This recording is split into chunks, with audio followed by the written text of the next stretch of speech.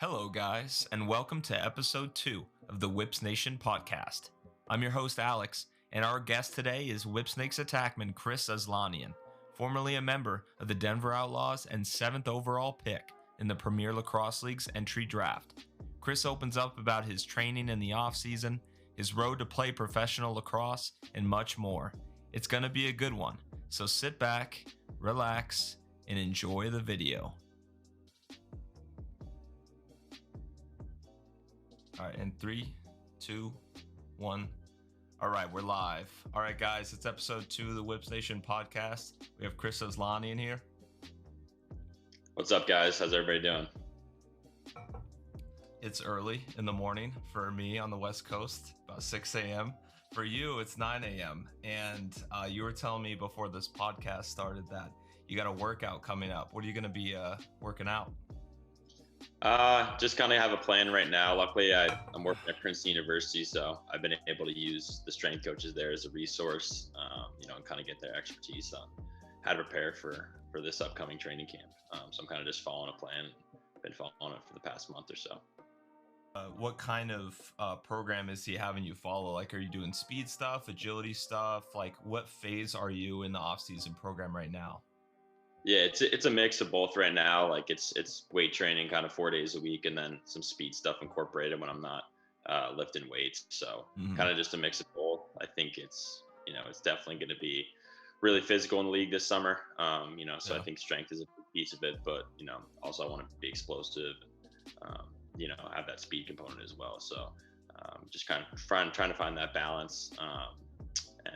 It's been working for me this far, and kind of used it preparing for last season and like the way I felt going in. So just decided to stick with it.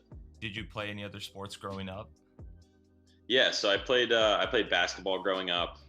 When I was younger, I played baseball, football, a lot of other sports, but mainly lacrosse and basketball were my two when I went into high school. I think there's a ton of parallel with those two. Just footwork wise and moving off ball and that whole component. So it's definitely great to have that background and kind of bring it into lacrosse. But I try to play as many sports as I could. I think that's really beneficial, and I think it can make you a better athlete overall. But that's definitely helped me in my lacrosse game. Because I coach high school, and I always tell my guys, multi-sport athletes, you're going to learn different body movements. You're going to learn, how the offense works in other sports. Like learning the offense in basketball, for instance, is very similar to how an offense is ran in lacrosse. Do you see that at the college level? College coaches taking notice of multi-sport athletes? Is that something they look for? Absolutely. I think a lot of college coaches put the emphasis on playing other sports, and not just sticking with lacrosse year round. Just like you said, I think there's a lot of things conceptually that you can take from different sports. You see guys playing football. I think you can get, toughness from football. And there's also a footwork component of that if you're running routes. And then the basketball piece, like you said, you can learn about spacing, off-ball movement, how to play team defense. So I think, I think those things just can only help you as an athlete. Definitely. Did you watch the NCAA Tournament? I did. Yeah. I did. Did you watch the game last night? I did. I watched it. Yeah. Man, crazy. That just goes to show you that you could have the perfect season up until the big game, but if you're not, all there, it could be anybody's ball game. The same thing kind of happened last summer with the PLL tournament. The Whips went undefeated, and then Chaos lost every single game in the group play leading up to the playoffs, but they won ever since and made it to the big dance. Ended up losing to the Whips, obviously, but it's crazy how that all works out. So you played a lot of sports growing up. What do you watch now? Like, do you watch like other sports on TV, like other pro sports, even sports that maybe you didn't play? Yeah, I kind of just watch football. I'm a Giants fan, so I watch football, the NFL. I love watching basketball at the college level or the professional level. I think watching guys like Steph Curry, Luka Doncic, and some of those other just amazing talented players, it's fun for me, and I think I can get a lot of crossover and see what they do, and try to incorporate little things into my game that they do so well at such a high level. Definitely. So growing up playing all those sports, with such a unique last name like Aslanian, you've had to have some pretty good nicknames. You want to share any of those with us? Yeah, I think I guess the one that probably sticks out the most is with my last name kind of being a little hard to pronounce. Guys would just call me Az. So Oh, okay. instead of Aslanian, like guys would just call me Chris Az or Az. So that's kind of stuck, and it's made it a little bit easier to you know to say my last name without really fully saying it. Gotcha. Well, that makes sense. Um, so growing up, going through like the recruitment process and everything, you ended up settling on Hobart as the school that you wanted to attend, correct? Yep. So how'd you come down to that decision? What other schools did you visit? I'm always interested into hearing, the recruitment process for, pro athletes, how they ended up coming from so many different places. Yeah, I think I had like a pretty non-traditional recruiting background. Okay. I was pretty undersized throughout my entire like high school career. So I didn't play varsity until I was a junior, and even kind of just like physically developing. So I was able to do that. I didn't have a ton of looks after my junior year. I had a few Division III offers, but I kind of always had the goal to play Division I.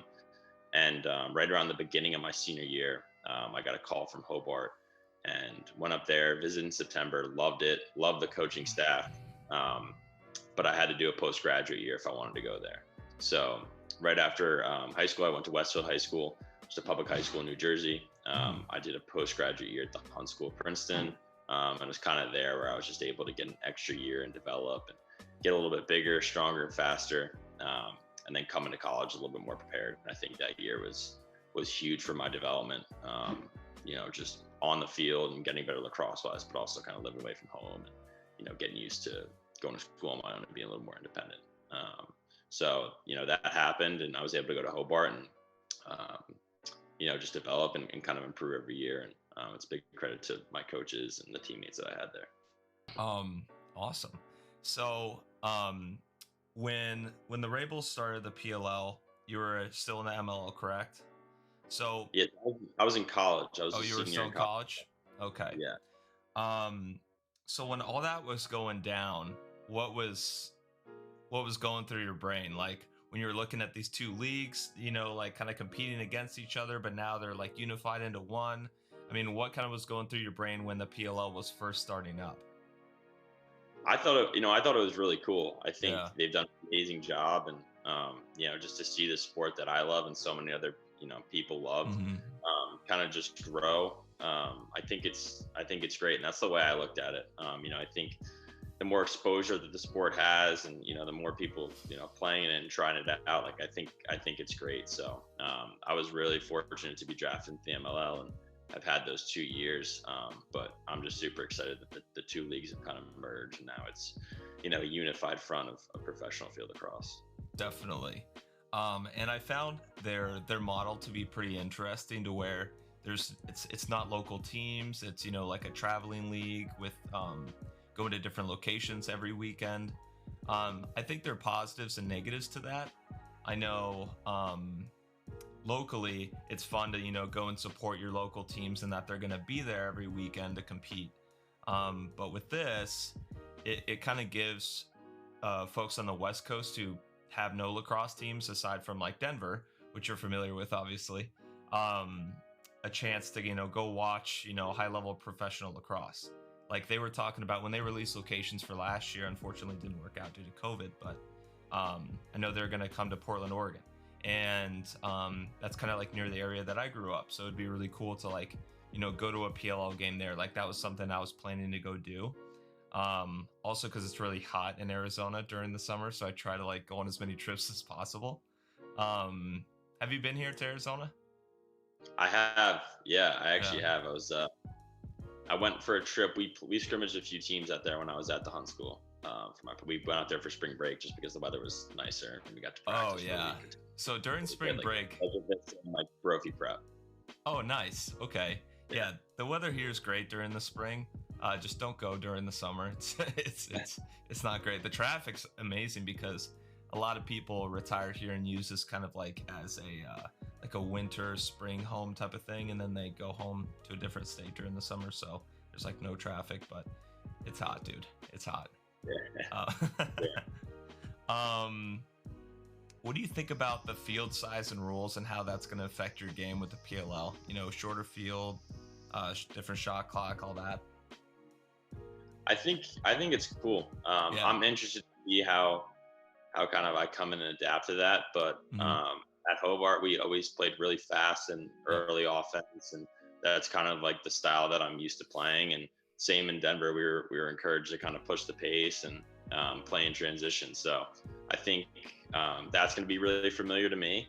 But I'm excited. I love to play the game, you know, fast and up tempo and push the ball and take some chances. So I'm excited to play this summer.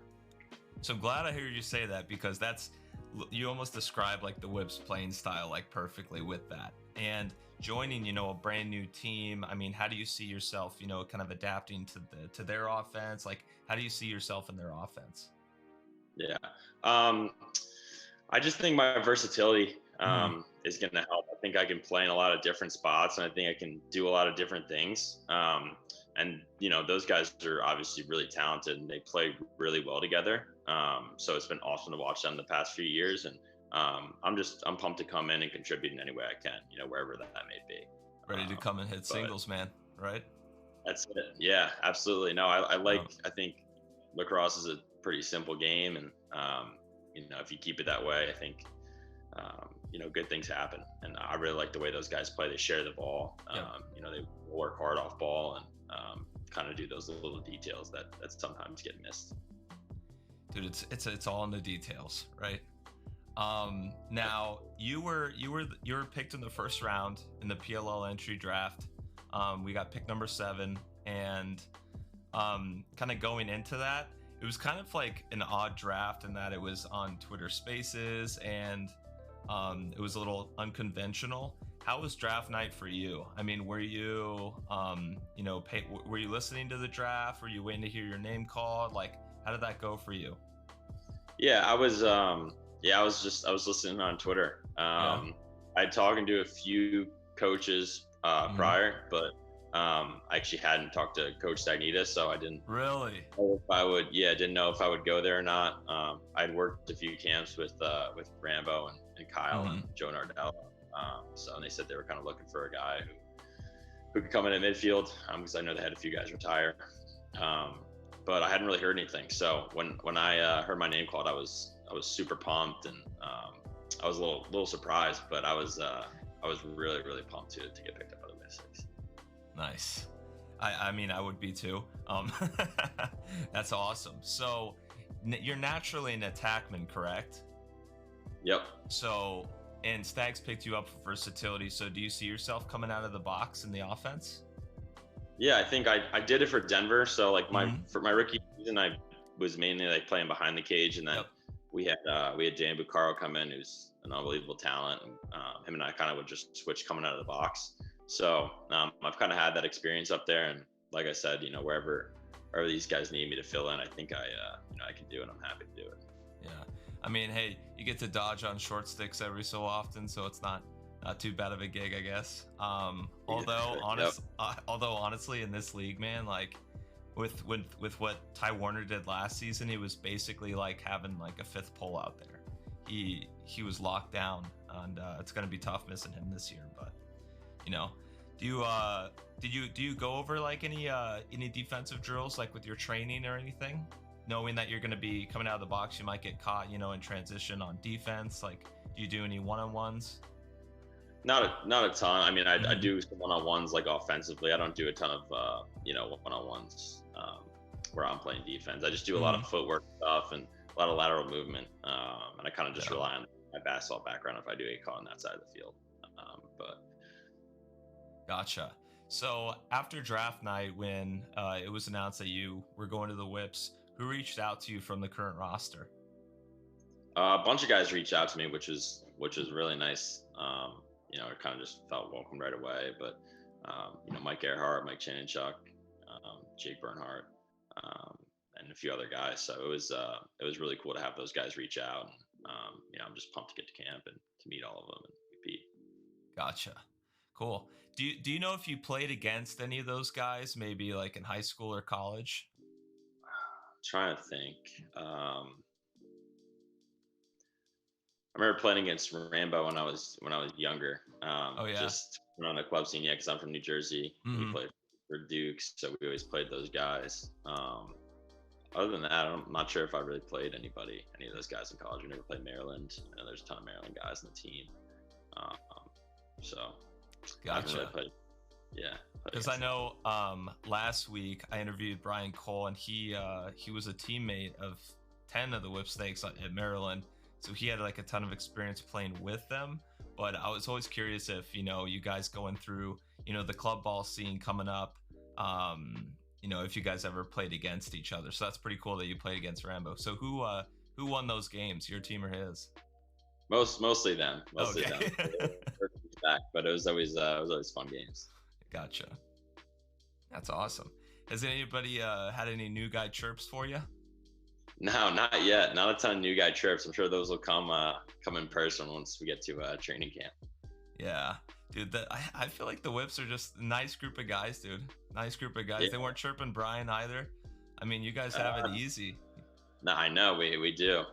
So we'll see when we get to camp. Yeah. So you already mentioned that you're already training now in a strength program, working on your speed, agility, getting ready for camp. What guys are you excited to go up against in camp? I mean, we have an amazing roster with amazing talent. I mean, are you excited to go up against Big Earhart? Yeah, definitely. I mean, honestly, everybody. I think those guys have been the best defense in the league, and Kyle has been unbelievable in the goal. So Yeah, I'm just excited to go against those guys and get that experience in camp. Just leading into games, I think it's going to make me better. But honestly, all of them are all really good, and I'm just looking forward to getting to camp and getting that experience. definitely. What's one thing non-lacrosse related that you want to share to the fans? Non-lacrosse related. Non-lacrosse related, yeah. Yeah, so I guess like when I'm not playing lacrosse, I'm usually just hanging out with family and friends. I love to go to the beach. I've been surfing recently. I like to surf a lot, and but that's it. I kind of just like to play sports with my buddies or hang out and watch a movie, and that's kind of what I do off the field.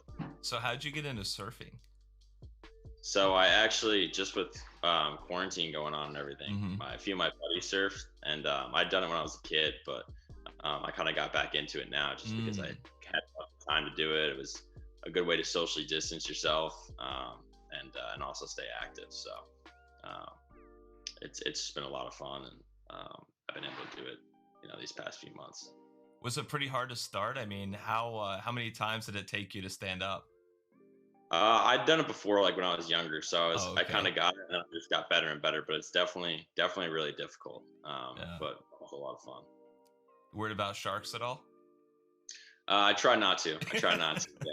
I think you can psych yourself out if you do that. So I try not to worry about that when I'm in the For water. sure, because like we have lakes here and everything, so I don't have to worry about any of that. But I feel like if I surfed, that's something I would definitely worry about is sharks for sure. Sharks and Yeah. snakes, dude. I just, the whip That, snakes are the only snakes I mess with. You know what I mean? They're, I hear you. I can't stand that. All right. And then I asked Brian a question last week. Okay, I asked him how many chicken nuggets do you think he could eat in a minute? He said 35. So I'm asking you the same question, Chris. You All right. ready? All right. How In a many? minute.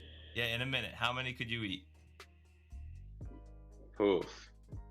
I'm gonna go with like 25 to 30. 25 to 30. So playing it conservative. Yeah. Okay. Yeah. I think you gotta account for like taking it down fully, and and like if I need like a drink and some Yep. sauce to dip it in, That's what because he I think said too. Yeah. that's what I'll get. Like I think I got 30 if that happens, but if they're dry, like I'm saying 25. Okay. And then your chicken nugget tier list. Okay. You have like Chick-fil-A, McDonald's, Wendy's, and Jack in the Box. Why don't you order them from like best to worst? Or That's best to your like not worst, but your least preferred. Yeah. least preferred. I Yeah. think I grew up like eating McDonald's chicken nuggets, so that's got to be up there. I'm gonna go with Chick-fil-A as number one. Okay. Love Chick-fil-A. Yep. And then I'll go McDonald's in a close second, just it's classic. Mm-hmm. And then I'll go Wendy's, and I'll go Jack in the Box last. Boom, there you go.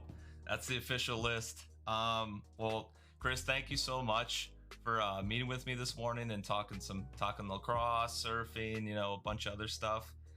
The floor is yours. What do you got going on that you want to let the people know about?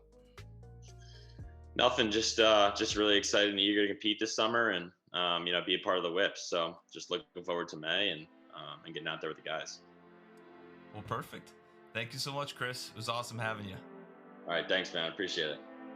If you made it here to the end of the video, go ahead and comment down below your favorite part of the interview, and thank you so much for watching.